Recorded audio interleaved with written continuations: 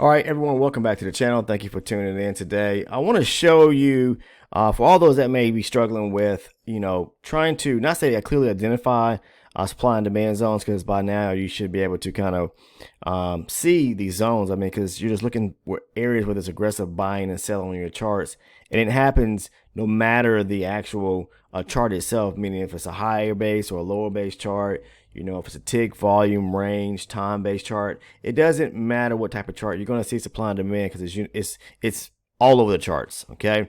But the thing about it is, of course, you want to identify high probability setups based on what the market is doing overall on a higher base chart. Are we moving to the upside or downside? And then looking for areas to where there's structure breaks, and of course to where the market pulls back to a key area of either supply or demand on your lower base chart.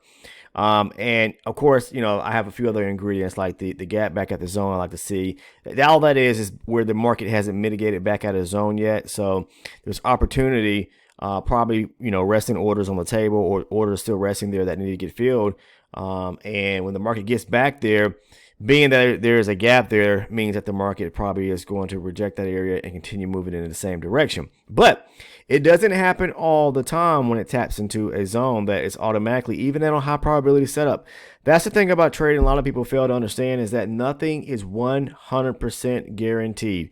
The thing that you should do, the way to really understand and to minimize risk, is to know when to get out of the trade soon enough. And lots of times there may even be, you may get into a trade to where it was a high probability zone and the market reacts at or rejects that zone on the lower base chart, and then, for example, it goes back against you. But you have to understand and know when to get out the trade. There's plenty of opportunity or plenty of times to where even myself, if I see that I'm into a trade and then the market comes back after I get the break in the close of the candle, what will happen is the market may break above, say for example, if we are looking for a short opportunity to go short at a supply area. All right, we get the rejection and have the break and close of the candle, but then the market turns back around. Okay, meaning a strong bullish candle closes above that last down bearish candle that broke the candle down to the downside, and then may try to tap right back into that supply zone. Then I get out the trade before it even hits my stop loss. So there's, I talked about in a prior video about cutting stop losses, waiting for, or if you notice that, the market may be moving in your direction and then you get a candle or two break back in the opposite direction, you go ahead and close the trade. Here's another technique or a way that you can actually, and it may even help you to get out the trade a little sooner. It just depends on the zone itself and the situation when it comes to price action. This is on a 60 range chart here. I'm just showing this because you're going to see it regardless on the charts. It doesn't really matter if it's a 12 range chart, 24 range chart. I'm just showing you that, for example, like right here, this was a supply area, right? The market broke lower here, okay?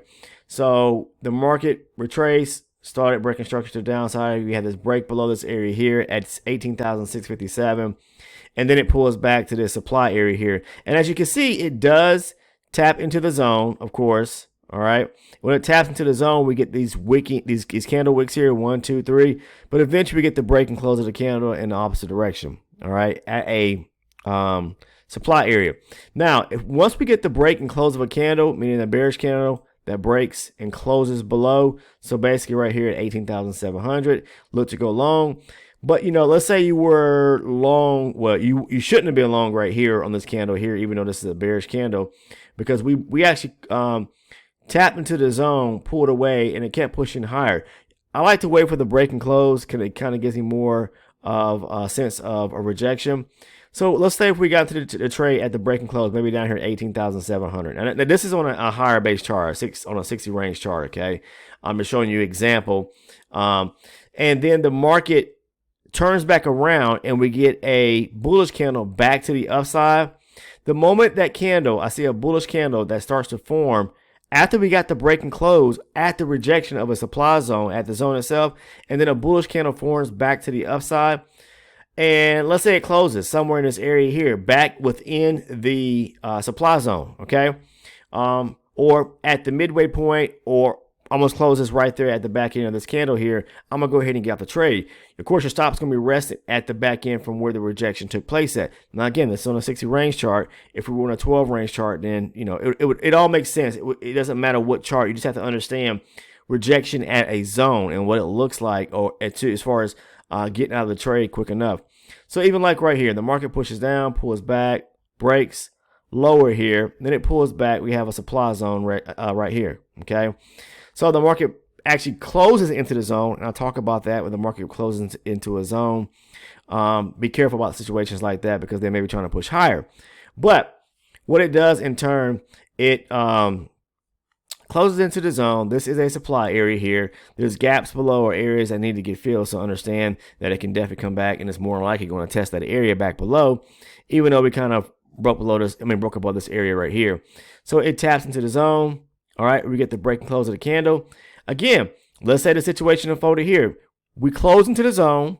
The next candle is a bearish candle. Okay, we wait for the break and close of a down candle, a bearish candle below the last up bullish candle. So right here at 18,613. Again, take out of your mind the chart I'm using, the 60 range. We're just talking about just using a simple chart. Okay, it could be a 24 range chart, a 12 range chart.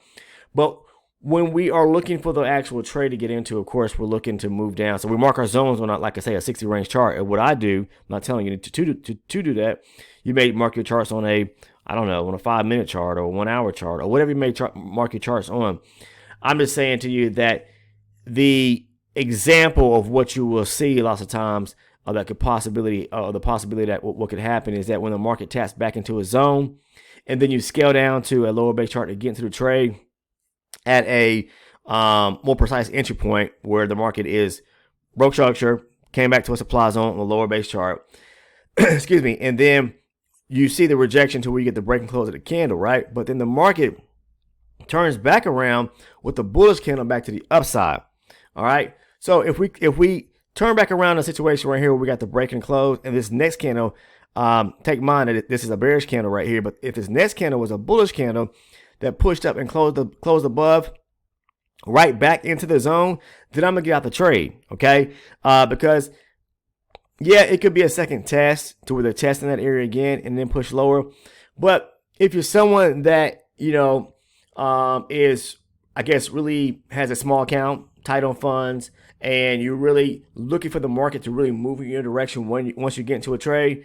But you have to understand how the market moves sometimes. They play games. The market comes to this area to supply, and then it will act as if it's going to push lower. And you get the break and the close, but then it comes back for a second test again.